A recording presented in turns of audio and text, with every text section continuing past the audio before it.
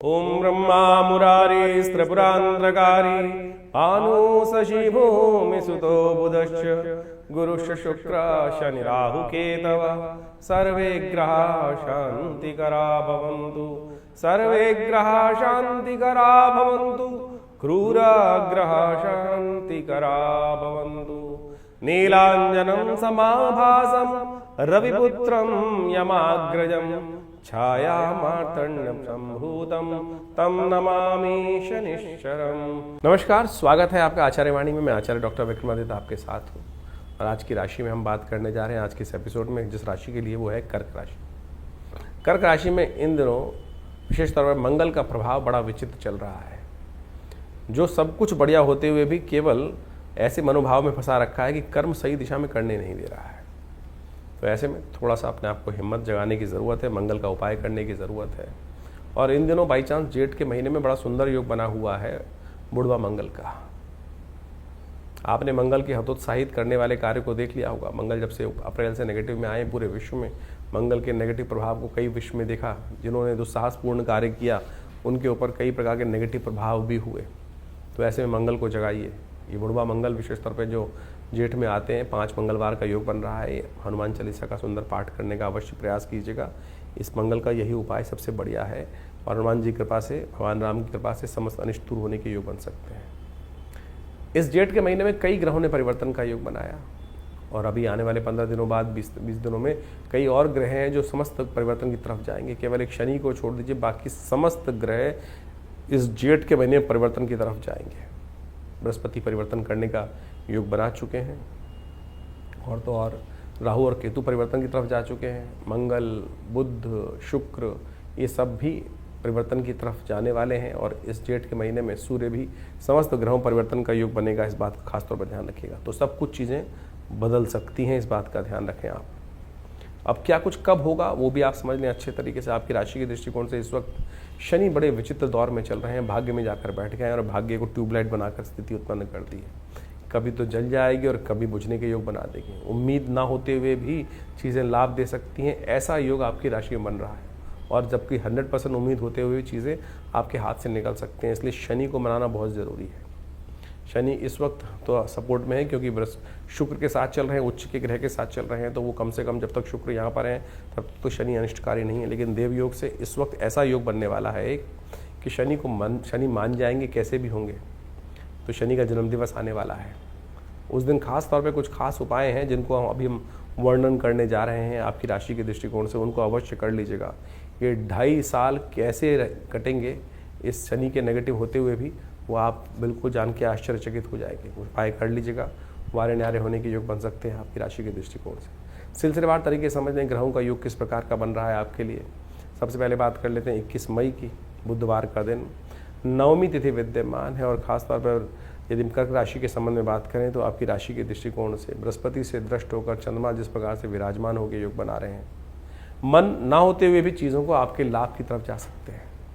विशेष तौर पर यदि आप मन से काम करें तो लाभ कितना लाभ मिलेगा। यानी ऐसा ग्रह योग बन रहा है कि अनमने मन से भी कार्य होंगे तब भी लाभ प्राप्ति के योग बन रहे हैं। इसलिए मन लगाकर कार्य कर लो तो बहुत बढ़िया तरीके से रास्ता बन सकता है। ऐसा योग साफ साफ दिखाई दे रहा है। इस दिन बुध ग्रह परिवर्तन की तरफ जाएंगे, सूर्य के नक्षत्र में प्रवेश करेंगे और ऐसे में शुक्र के नक्षत्र में प्रवेश कर आपके लिए अच्छा योग बनाएंगे। बुध आदित्य योग कभी खराब नहीं होता है और कम से कम उसके नक्षत्र में प्रवेश कर रहे हैं, थोड़े कमज़ोर हैं तो इसलिए बुध को ताकत दीजिए थोड़ी सी। गणेश जी का स्तवन करें। बुद्धि के देवता गणेश जी बुद्धि से संबंध रखते हैं, उनको पीले पुष्प अर्पित करें, पीले वस्त्र अर्पित करें, अच्छा रहेगा आपके लिए। 22 तारीख बृहस्पतिवार का अवसर है और इस दिन दशमी तिथि विद्यमान है। यदि हम कर्क राशि के संबंध में बात कर रहे हैं तो उनके लिए ग्रह नक्षत्रों के दृष्टिकोण से ग्रह योग जो बन रहा है महत्वपूर्ण परिवर्तन का बन रहा है। भाग्य से बहुत सारी चीज़ों में कहीं ना कहीं चीज़ें गति प्राप्त करने के योग बनाएंगे।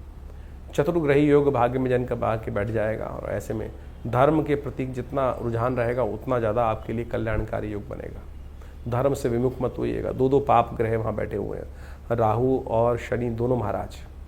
विशेष तौर पर भगवान को पत्थर मानकर बैठा देंगे आपको। और जिस दिन आपने ये भाव हो गया इन दिनों खासतौर पर ध्यान रखिएगा, बनी बनाई चीज़ें आपके हाथ से निकल जाएंगी।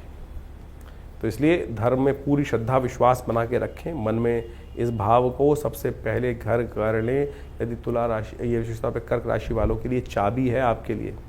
इस दिन ग्रहों का परिवर्तन के साथ साथ एक और परिवर्तन हो रहा है। हर्षल ग्रह जो इन दिनों आपकी राशि के दृष्टिकोण से 11वें भाव में चल रहे हैं, वो सूर्य के ही नक्षत्र में प्रवेश करेंगे, कृतिका नक्षत्र में, और वो आपके लिए कुछ इमीडिएट झटके से लाभ प्राप्ति के योग बनाते दिखाई देंगे।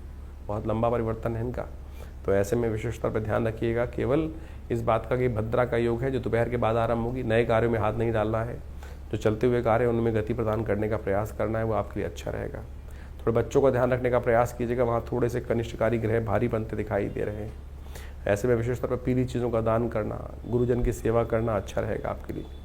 23 तारीख शुक्रवार का अवसर, एकादशी तिथि इस दिन रहेगी और कर्क राशि वालों के लिए ग्रह नक्षत्रों के दृष्टिकोण से कई ग्रहों का परिवर्तन का योग बन रहा है। सबसे बड़ा परिवर्तन बुध का परिवर्तन हो रहा है। बुध महाराज सूर्य के साथ विराजमान हो जाएंगे। एकादशवें भाव में जाने के बाद अस्त स्थिति में है, तो उनको थोड़ा बल देने की ज़रूरत है। हो सके तो दही का दान करने का प्रयास करें, हो सके तो खट्टे फलों का दान करने का प्रयास करें। महालक्ष्मी कृपा प्राप्ति के योग बनेंगे। इस दिन अपरा एकादशी है। अपरा एकादशी का मतलब होता है जो विशेष तौर पर अपार पापों से मुक्ति देने वाला दिन। भगवान विष्णु की कृपा से जो कैसे भी कनिष्ठ पाप हों, जो उनकी शरण में चले जाते हैं ना, उन सब को भगवान माफ़ कर देते हैं। तो खास तौर पर ध्यान रखने की ज़रूरत है। इस दिन एक सुंदर सा कार्य करें, भगवान शालिग्राम जी का सुंदर स्नान कराएं भगवान के पंचामृत से। उसमें गंगा जल, जो विशेष तौर पर खासतौर पर चंदन और तुलसी दल इत्यादि, केसर इत्यादि से युक्त होकर बना हो, उसका भगवान के स्तवन करके स्नान कराकर उन चरणामृत को ग्रहण करेंगे तो भगवान की अद्भुत कृपा से समस्त अनिष्ट दूर होने के योग बन जाएंगे। इस दिन शुक्रवार का दिन है, सर्वार्थ सिद्ध योग विराजमान है, सब शुभ करने का दिन है, अच्छा है। भगवान की कृपा से लाभ के योग बनेंगे।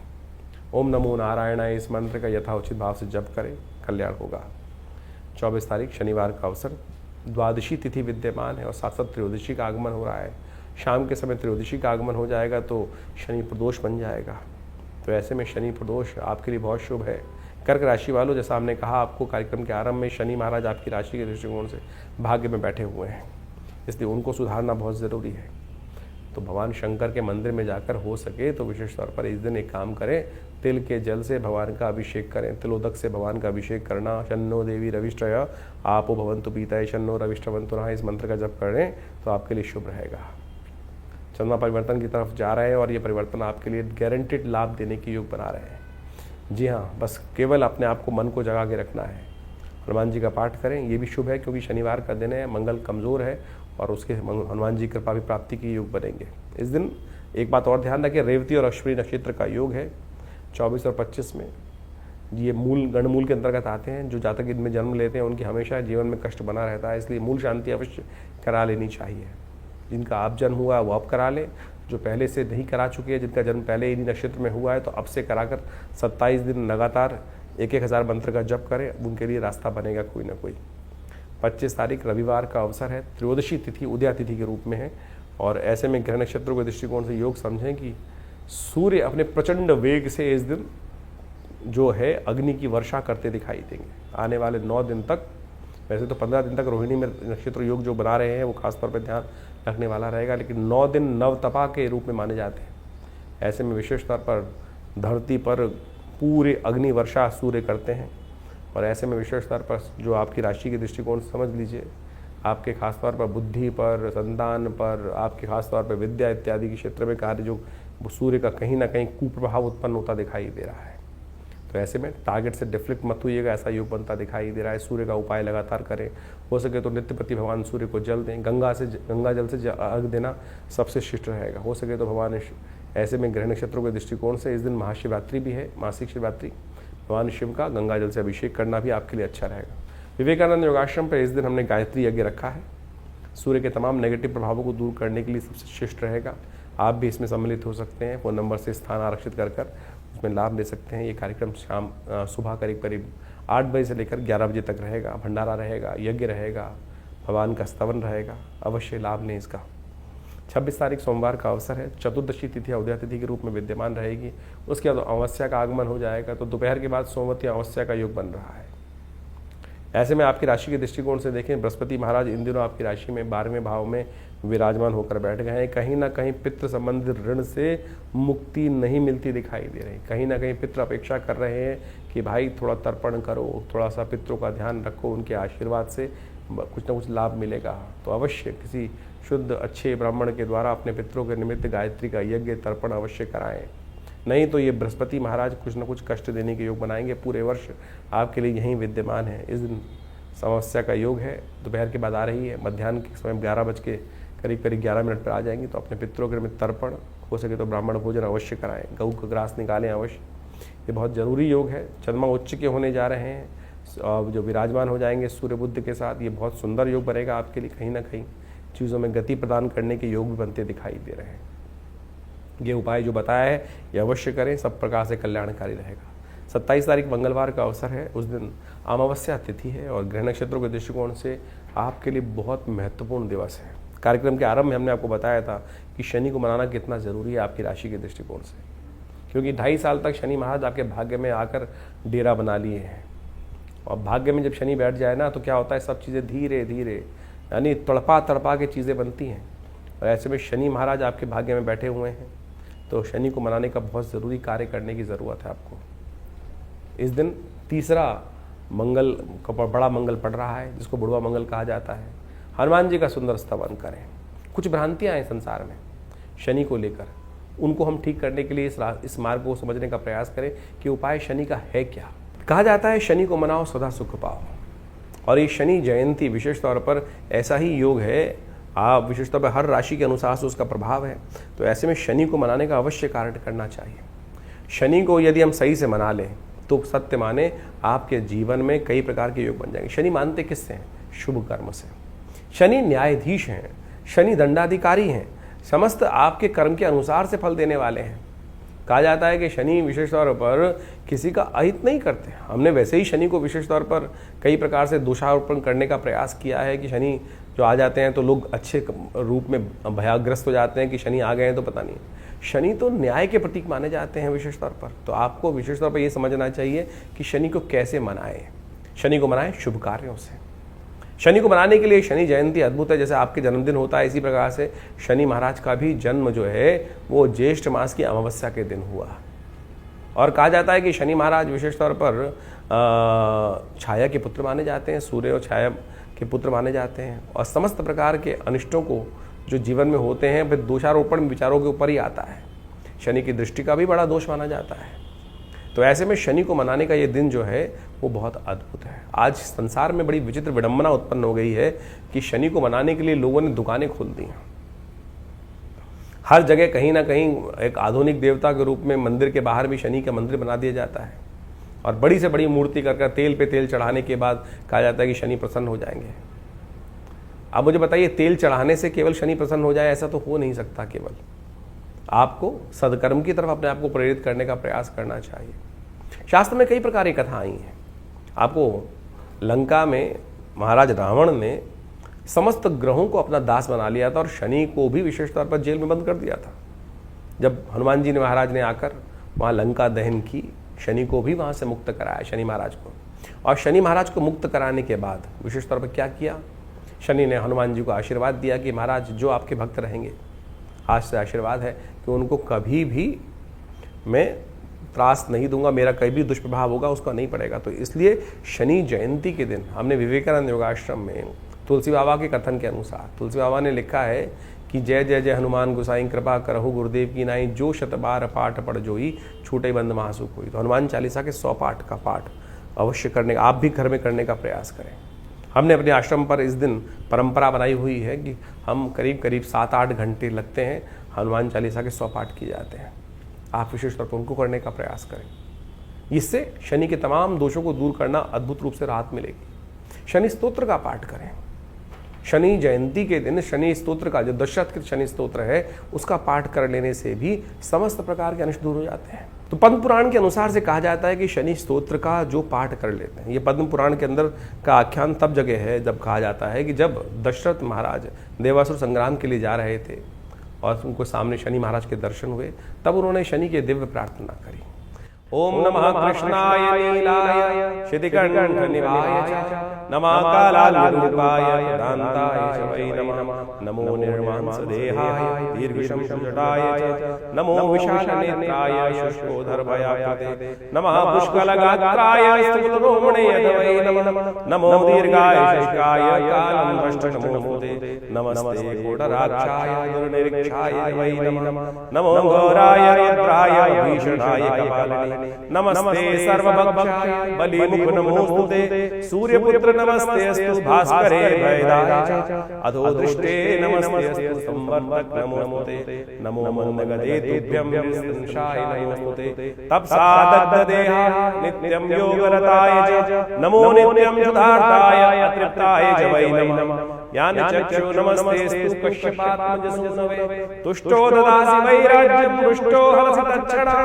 देवासुरमनुष्याश्च सिद्धिविद्याधर त्वया विलोकिता सर्वे नाशं यान्ति समूलता प्रसादात् कुरु मे देववराहं उपागता एवं तदा सौरिग्रहराज महाबला। ये शनि का दिव्य स्तोत्र है। यदि इसका एक बार भी नित्यपति पाठ कर लें और शनि जयंती के दिन यदि आप इसका पाठ कर लेंगे तो सत्य माने शनि महाराज आपके ऊपर कोई नेगेटिव प्रभाव अपना उत्पन्न नहीं करेंगे। आपके द्वारा किए गए दुष्कर्मों का प्रभाव भी नेगेटिव हो सकता है, समाप्त हो सकता है। तो इस बात का हमको न्यूट्रल हो सकता है, खासतौर पर ध्यान रखना चाहिए। छोटा सा उपाय है, ये मंत्र विज्ञान का अद्भुत चमत्कार है। पद्म पुराण के अंदर लिखे हुआ वाक्य गलत नहीं हो सकता। इस बात को हमें हजारों लोगों पर हमने करके देखा। शनि की साढ़े शनि का दैया तो सब पर ही कभी ना कभी आती रहती है। और जब भी आती है, जब हमने ये जिन को ये उपाय बताया कैसे शनि का प्रभाव नेगेटिव हुआ, खत्म समाप्त हुआ, बिल्कुल न्यूट्रल हो गया, पता भी नहीं चला। इसके साथ साथ एक और कथा अद्भुत आती है। इस दिन पीपल के पेड़ के पास जाकर विशेष तौर पर एक दिया जलाने से ओम पिप्पलादाय नमः इस मंत्र का जप कर लेने से कहा जाता है विशेष तौर पर शनि के तमाम दोष जीवन के दूर हो जाते हैं। इसके ऊपर भी शास्त्र के अंदर अद्भुत कथा मिलती है। कहा जाता है विशेष तौर पर कई लोगों के शास्त्र में अनेक प्रकार से मत हैं। जब पिप्पलाद ऋषि विशेष तौर पर जो हुए विशेष तौर पर और ऋषि के अंश माने जाते हैं, देवयोग से संयोग बना कि ऋषि गण समस्त जो भयंकर दुर्भिक्ष पड़ा था उसके कारण से अपना स्थान त्याग कर कहीं और जा रहे थे। ऐसे में एक ऋषि बालक कहीं पीछे छूट गया। कहा जाता है कि उसके बाद जब वो समय निकला तो वहीं पीपल के पेड़ के नीचे उनके बीज खाता खाता वो बालक अपना जीवन यापन करते हुए बालक जो था वो जीवन करता रहा। तो पीपल का केवल जो पत्ते का भक्षण, पीपल के बीज का भक्षण, पीपल का ही समस्त भक्षण करने से उस बालक के अंदर इतना, क्योंकि ऋषि का तेज तो था ही था, ऋषि अंश तो था ही वो बालक, जो पिप्पलाद ऋषि थे उनका नाम से ये पिप्पलाद का विशिष्ट कथा मिलती है। कहा जाता है कि एक दिन नारद जी वहीं से कहीं जा रहे थे और नारद जी से उनके ऋषि को पुत्र को देखकर, बड़ा तेजस्वी पुत्र था, वो संतान थी, तो उनको देखकर उन्होंने प्रणाम किया। और लेकिन पिप्पलाद ऋषि ने नारद जी से पूछा कि नारद जी मेरे जीवन में आपसे एक प्रश्न है कि हमारे जीवन में इतना कष्ट क्यों आया। तो नारद जी ने विशेष तौर पर दिव्य दृष्टि से देख के बताया कि महाराज आपके जीवन में समस्त शनि महाराज के कारण से एक कष्ट हुआ है। तो कहा जाता है कि पिप्पलाद ऋषि जो पुत्र थे उन्होंने आकाश मार्ग पे शनि को देखा और शनि उनके तेज से वहीं जमीन पर आकर पड़े। और जिस कारण से शनि को कहा जाता है ना कि डंडा लेके चलते हैं, उनके घुटने में चोट है, तो वही जब जमीन पर आकर पड़े तो उनके पैर पर ये भयंकर चोट लगने के कारण से अपंगु हो गए शनि महाराज। और उसके बाद ब्रह्मा जी वहाँ उपस्थित होते हैं कथा के दृष्टिकोण से कि ये महाराज शनि के कारण से नहीं, आप ये तो जो भी ये प्रारब्ध के कारण से हुआ है, शनि का इसमें कोई दोष नहीं है। तो शनि तो महाराज जो प्रभाव देते हैं वो कहीं ना कहीं आपके देवयोग से जो कर्म होता है उसके अनुसार से देते हैं। तब आप इनको क्षमा करें और इनके कारण से पूरी सृष्टि की जो संरचना है वो कहीं ना कहीं अगर ऐसे कहीं जो स्थिति बन जाएगी तो वो कहीं ना कहीं सारा का सारा जो तारतम्य है डोल जाएगा। तो ब्रह्मा जी की आज्ञा से उनको विशेष तौर पर पुनः अपनी जगह पे शनि को स्थापित किया गया। लेकिन उस समय पिप्पलाद ऋषि को एक वरदान दिया शनि महाराज ने ब्रह्मा जी की आज्ञा से कि जो महाराज पिप्पलाद की कथा को सुनेगा, भविष्य पुराण के अनुसार इस कथा को सुनेगा और साथ साथ इनके मंत्र का जप करेगा और पीपल का पूजन करेगा, उन पर भी शनि कभी भी अपना नेगेटिव प्रभाव नहीं उत्पन्न करेंगे। तो मंत्र वही है, ओम पिप्पलादाय नमः। तो इस मंत्र का जप कर लेने से, पीपल के पेड़ के नीचे एक दिया जला देने से, प्रदक्षिणा कर लेने से और शनिवार के दिन ये विशेष उपाय करने, शनि मंगल के दिन ये विशेष उपाय कर लें तो कहा जाता है कि शनि के दुष्प्रभावों को दूर करने के लिए, ऐसे नहीं शास्त्र के दृष्टिकोण से बता दिया जाता कि केवल चक्कर लगा लो ठीक हो जाता। ये कथाएं हैं शास्त्र के दृष्टिकोण से, ये हमारा इतिहास है, इसके अंदर शास्त्र में जो वर्णित है इन सब चीज़ों को कर लेने से शनि के अनिष्ट प्रभाव दूर हो जाते हैं। तो इस दिन विशेष तौर पर अपने माता पिता का सम्मान करें, खासतौर पर मंत्र जप करें, शनि के स्तोत्र का पाठ करें, हनुमान जी को चोला चढ़ाएं। ये समस्त उपाय जो शास्त्र में वर्णित हैं समस्त प्रकार से कल्याण के योग बना। इस दिन अवश्य एक काम और करना चाहिए, इस दिन अपने वजन के बराबर सतनाजे का दान करना चाहिए, अन्न का दान करना चाहिए। और ये सब कार्य कर लेने से क्या होता है, शनि के दुष्प्रभाव से आप अद्भुत प्रकार से दूर हो जाते हैं। तो ये शनि जयंती खाली ना जाए, शनि के तमाम दोषों को दूर करने के लिए अवश्य आप ये समस्त कार्य करने का प्रयास करें।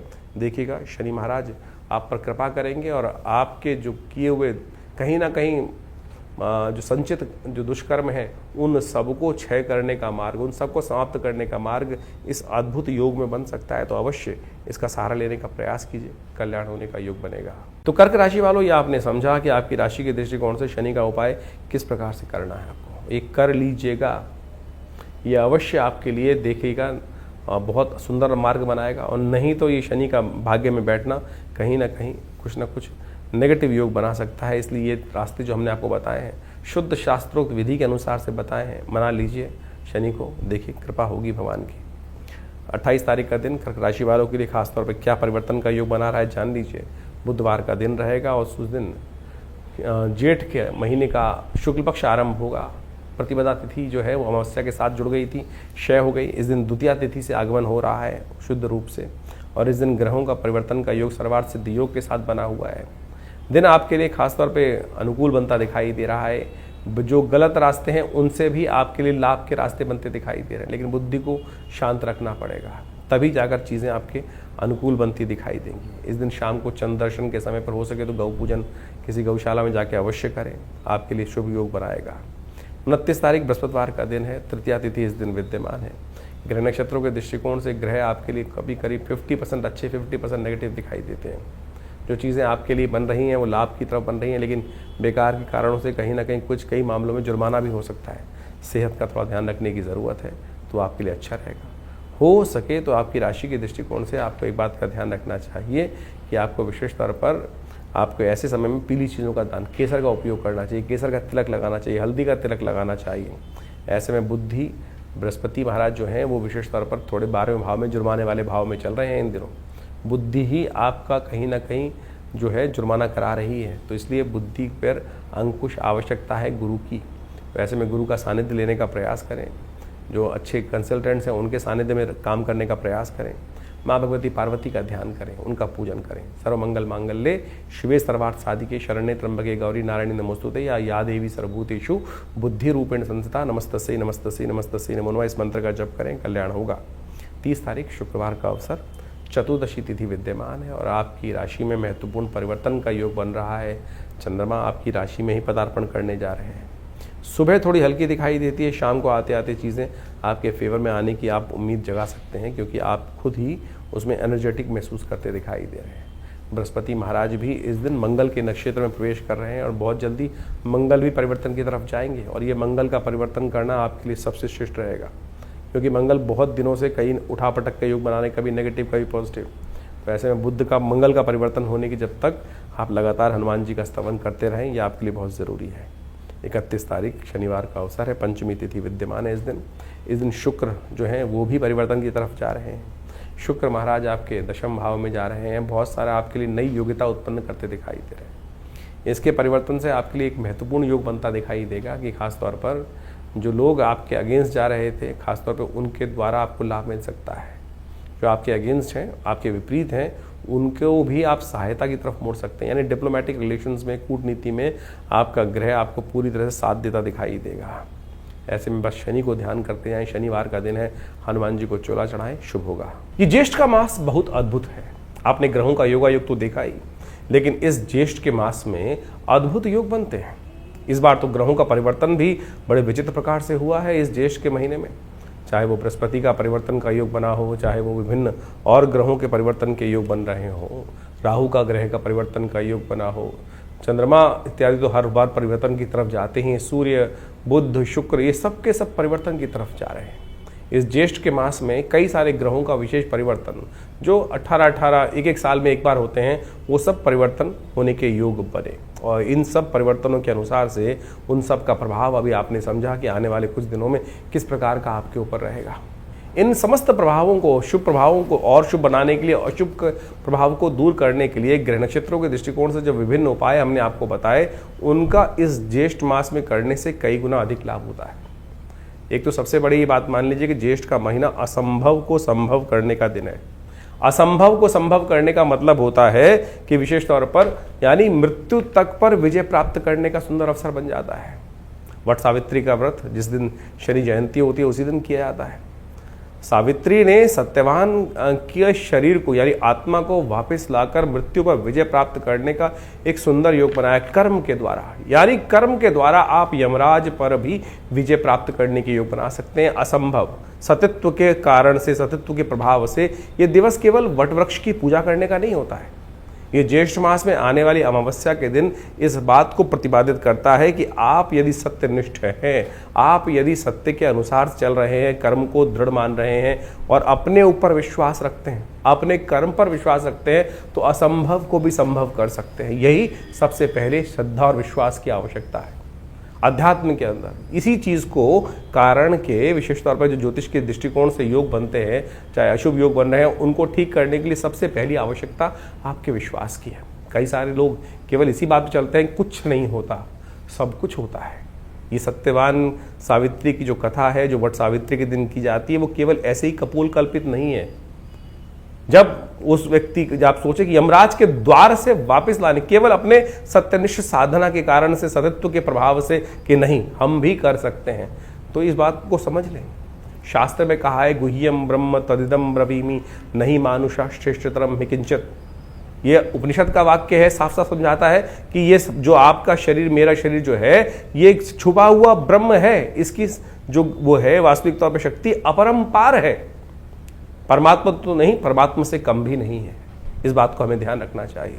हम अपने आप को एक छोटा सा कुछ भी ऐसा भाव मान के बैठ जाएं कि हमारे पास की कुछ नहीं है, तो कुछ नहीं हो पाएगा। तो सबसे पहले तो विश्वास जगाएं, और आपके विश्वास जगाने से वही ओम नमः शिवाय का मंत्र, वही ओम नमो नारायणाय, ओम नमो भगवते वासुदेवाय, राम नाम का मंत्र चमत्कार करके दिखा सकता है। ये समस्त ग्रहों को विशेष तौर पर विजय प्राप्त करने के लिए हमको अपने ऊपर विश्वास जगाना पड़ेगा। ज्येष्ठ का मास इस प्रकार से अद्भुत योगा योग को लेकर आता है। ज्योतिष विज्ञान के अनुसार से आपको समझ में आना चाहिए। आज विभिन्न जो बड़े बड़े योग साइंटिस्ट लोग हैं, वो विभिन्न प्रकार से हर चीज़ को एनालाइज करके बताते हैं, लेकिन ज्योतिष के अंदर सोचें कि रोहिणी नक्षत्र में सूर्य जाता है, और इस बार विशेष तौर पर ग्रहों का योगा योग जो बना, वो विशेष तौर पे हमने आपको बताया कि किस प्रकार से 25 तारीख को रोहिणी में नक्षत्र में सूर्य जाने के कारण से जो ऐसा ताप, पृथ्वी पर सूर्य का सबसे अधिक ताप पड़ने के योग बन जाते हैं। उसके बाद 9 दिन नवतपा के रूप में जाने जाते हैं। सबसे भयंकर गर्मी का विशेष दिन माना जाता है। सूर्य की बिल्कुल सीधी किरणें पड़ रही होती है, और कहा जाता है कि इन दिनों में जितनी ज़्यादा गर्मी पड़ेगी, जितनी कम बारिश होगी, उन दिनों में वर्षा ऋतु में उतनी ज़्यादा वृष्टि उस क्षेत्र में सुंदर रूप से होने के योग बनेंगे। ये अनुभव का विषय है। ज्योतिष शास्त्र के अनुसार से जो अनुभव किया गया, देखा गया, उन सब पर विश्वास कर उन सब के कारणों को जानकर निवारण का रास्ता बनाया गया। सोचें कितना सुंदर अनुसंधान ज्योतिष विज्ञान के अनुसार से हमारे ऋषियों ने आज से हजारों साल पहले करके बताया। ये सब विज्ञान भारतीय संस्कृति में ही प्रतिपादित किया गया, और आज पूरा विश्व उसका लाभ लेने के लिए सुंदर रास्ता अपना रहा है। तो ज्योतिष पर विश्वास जगाएं, और उसका जो निवारण करने का तरीका है, चाहे वो मंत्र विज्ञान हो, चाहे वो दान पुण्य हो, हमने वैदिक ज्योतिष के अनुसार से, पुराणों के मत के अनुसार से, वो सब जगह जगह विभिन्न योगों के अनुसार से, जो आपकी जन्मपत्री के अनुसार से, आपकी राशि के अनुसार से योग बन रहे हैं, उसके अनुसार से ये सब भाव वार्ता रखी है। और जेठ का महीना तो विशेष तौर पे संपूर्ण रूप से कल्याणकारी माना जाता है। कहा जाता है कि ऐसे में केवल जल का दान ही समस्त प्रकार के अनिष्टों को दूर करने का योग बनाता है। गंगा दशहरा इत्यादि विभिन्न योग इसमें सुंदर बनते हैं। जल का दान, गंगा जल का दान करने से, 2 कुंभ भरकर गंगा जल का दान कर लेने से ही समस्त प्रकार, भगवान कृष्ण ने कहा ना, पत्रम पुष्पम फलम फलम तोयम यो में भक्ता प्रचरी, कि जो केवल जल का दान भी कर देता है, उसके ऊपर भी भगवान की कृपा प्राप्ति करने के योग बन जाते हैं। तो कोशिश ये करें इस ज्येष्ठ के मास में जितना हो सके भगवान का नाम सुमिरन करने का प्रयास करें। ये बड़ा सुंदर मास है, इसके अंदर विभिन्न प्रकार से संयम तप के द्वारा आप अपने कष्टों को दूर करने के अद्भुत योग बना सकते हैं। और ये ज्येष्ठ का महीना तो वैसे ही विशेष तौर पर हनुमान जी कृपा कर ले कि आपको बताया गया है बुढ़वा मंगल के सुंदर योग बनते हैं। जब हनुमान जी ने सबसे पहले उस काल के अंदर भगवान राम के दर्शन किए थे, तो हमने भी विवेकानंद योगाश्रम में इस बार बड़े सुंदर तरीके से ये इन पाँचों के पाँच इस ज्येष्ठ के महीने में 5 मंगलवार पढ़ने का योग बन रहा है। और मंगल आप सब समझ लीजिए किस प्रकार से स्थिति में है, सबसे शीर्णस्थ अवस्था में चल रहे हैं, कमज़ोर चल रहे हैं, दुस्साहस करने के योग बनाते हैं।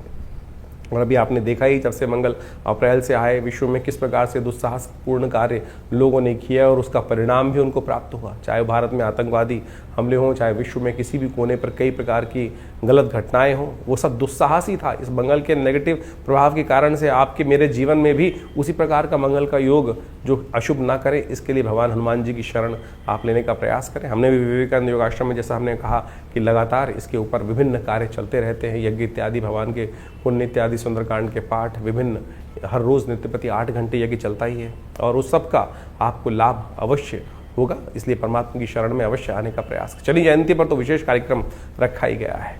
इस बार जेठ के मंगल के दिन शनि जयंती का सुंदर योग बन रहा है। हमने उस दिन विशेष तौर पर हनुमान जी का सुंदर कार्यक्रम रखा है आश्रम पर। और ये सुंदर कार्यक्रम इस प्रकार से रहेगा कि हमारे आश्रम में परंपरा है कि हनुमान जी के 100 पाठ किए जाते हैं। जब हनुमान चालीसा में तुलसी बाबा ने लिखा जय जय जय हनुमान गुसाई कृपा करहु गुरुदेव की नाही, ये सुंदर वाक्य लिखा गया है, कृपा करहु गुरुदेव की नाही। भगवान हनुमान जी से कहा जा रहा है कि हनुमान जी कृपा करोगे कि नहीं। अगली लाइन में लिखा है जो शतबार पाठ पढ़ जोई छूटई बंद महासुख होई। तो शनि को हम ठीक करने के लिए सबसे श्रेष्ठ कार्य यही कर सकते हैं कि हनुमान जी के समक्ष बैठकर 100 पाठ करें। जो शतबार पाठ पढ़ जोई छूटे बंद महासुख होई। तो ये शनि जयंती पर आश्रम पर एक वृहद कार्यक्रम है, उसके अंदर 100 पाठ हनुमान चालीसा के रहेंगे। आप भी उसमें श्रद्धा के साथ सम्मिलित हो सकते हैं।